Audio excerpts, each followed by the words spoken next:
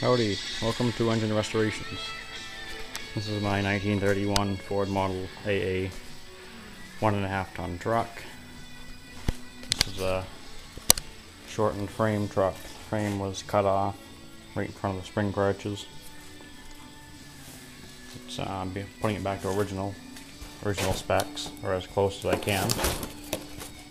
Has the original Ford AA 1.5 2-ton axle. Has oversized tires, 8.25 20s on M35 truck wheels, and it's original 650 20s in the front on F5 truck wheels out of the 50s, late 40s, early 50s. Has a 1931 car engine, but they're the same engine as in a truck. I'm putting it with coupled up to a 3-speed transmission. That's 1, 2, and 3. So I'm not going to be pulling heavy loads with that, anything heavy work. So I don't need the big 4-speed, aka crash box, a lot of people call them, because they grind every time you shift. No way around it. This has since this is a truck, it has the 4-core radiator, bigger radiator, heavier front axle, heavier front springs, heavier frame, but the engine's the same in the bell housing, clutch, flywheel. Everything from here to here is the same on a car and a truck, and the hood is the same. That's the cowling for it. It's a 1931, early 31, I should say, commercial cowling, because it doesn't have the indentation in the firewall like a late 31. So the commercial cowling has a windshield delete bar, which had no windshield originally from the factory in 31. It was open cab, no doors, just the seat. It's just putting it together now. We're gonna try and do a startup of it after I rebuilt the engine. Had it down to a complete bare block and went from there. Has antifreeze in it. It's been converted to run 12 volt. Has a GM 1-wire alternator. The starter is the same. Doesn't need to be changed from 6 volt or 12 volt. They work the same. This has the original foot starter. It has a little peg that sticks right about here, the start, somewhere around here for the starter if you had the floorboards on. And the foot throttle would go on these 2 bolts. I have it off right now. And it has a 1-barrel Zenith carburetor. It's basically just stock as you can get. Has a modern distributor. It's an original distributor, but it has a 12 volt electronic module in it, so there's no points. Have a Eaton radiator cap, these are the expensive ones. You can see me. It's a stainless steel radiator cap. Get original style hoses here, and there. Has the steel tube. This has mechanical brakes still. This is one of the ears, the front axle, and the ears are still on the rear axle, but I have to free them up. The previous owners had cut this down into a tractor and did away with the rear brakes, so I'm like a monkey with them for a bit to get them to work. That's the brake bar under the seat, or under the frame. Hook everything up to. I might hook up all my brakes today, the front and rear, and readjust them. But they did work good when I had it running last time. The front brakes worked pretty good. This has the wishbones that mount to the transmission, stiffen the whole front end up. Has the transverse mounted springs on the front. I'm going to do transverse mounted springs on the back with the original truck axle, because the if I tried using the correct springs for this truck, the frame would sit about a foot higher than it does in the back, and the engine would be, the front of it would be tipping that way instead of like they're supposed to sit like that, with the back of the engine sitting lower than the front. A lot of people don't realize that a Model A engine sits on a, if say you have a level plane here, the engine sits about like that, or a smaller angle than that, but the engines sit back, the back end sits lower than the front. Transverse spring I'm going to try is for a 48 Ford, I think. 48, no, a 40 Ford car, or S10 or Ranger pickups, or a half-ton pickup, whichever one will fit between the brake drums, because these 1.5-ton truck axles are really narrower than you would imagine, but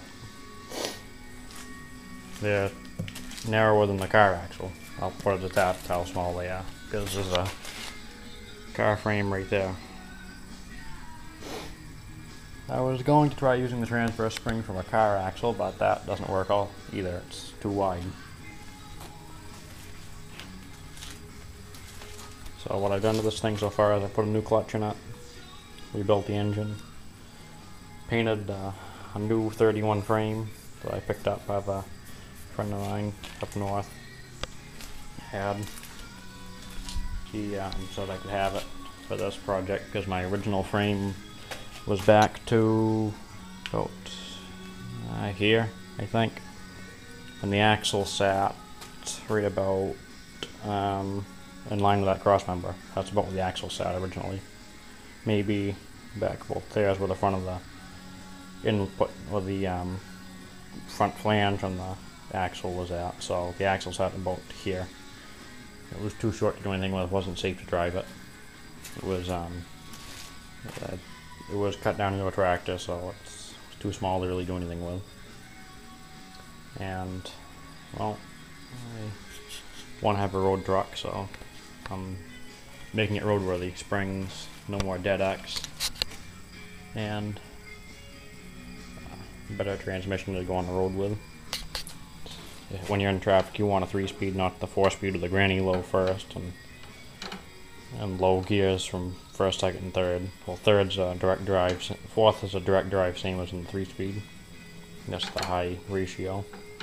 This one, it's 7 some, I think it's 6 something, 3 something, and then 1 to 1 on these transmissions. But I have to double check that. The parking brake goes here, and it all hooks back into these. I'm going to hook up all the brakes, both the ones I can hook up at least, so I can have them done. And well, I don't know what much more to say about this. It's been working on the thing for 7-8 months to get to this point. It's got the, I need to put the manifold back on it. It's got a aftermarket heater manifold, which I don't need the heater part of it. It has a Zenith 1 carburetor. It's a freshly built carburetor from last year. When I had this running last time, it ran very well, even though it was only running on 3 cylinders, because one of the valves in number 2 cylinder was bad. It was stuck up, so I had to free that up. So as an electronic distributor, no more points, which I'm happy. But I won't like dealing with points unless I have to. There's Brandon Watercraft plugs. A 7/8 thread on the plugs. Not many people believe that. I'll show you how big one of the plugs are. No, not many people talk to some people, they don't think they ever made a plug that big.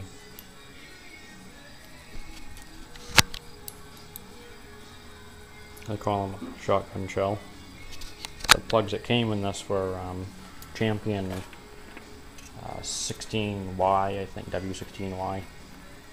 The 7/8 thread. They're a lot bigger than these. They're longer, fatter, taller, bigger porcelain. It's about almost as big around as this hex head right here. Those things are heavy. You can tell you have a spark plug when you run one of them. So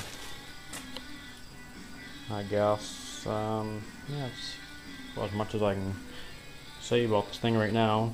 We're still waiting to do a startup. Might get that on video, might not. This thing should be roadworthy by December. Should be done by then. So I still have to paint the body, still have to paint the bed, still have to get the bed out of the junkyard. It's still sitting in the junkyard. I have to go pick it up.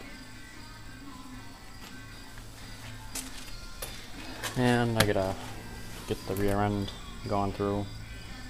Gotta go through the brakes, front and rear, check them all. Maybe have them relined, I don't know. And then we'll have to get a drive shaft made, because this going from the car transmission to a truck rear end is a big step. 10 spline from a 6 spline. That's kind of a odd mix match, but it's gotta be done. Gotta be done for my needs. I'll just give you an idea of how big the pig pack on this transmission, this rear end is. There's my hand on the differential. That's how big this rear end is. Or next to a just a 3/8 drive ratchet. Normal Craftsman ratchet. It doesn't even span the height or width of the differential.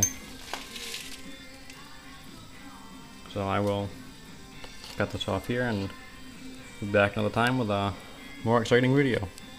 Talk to you all later.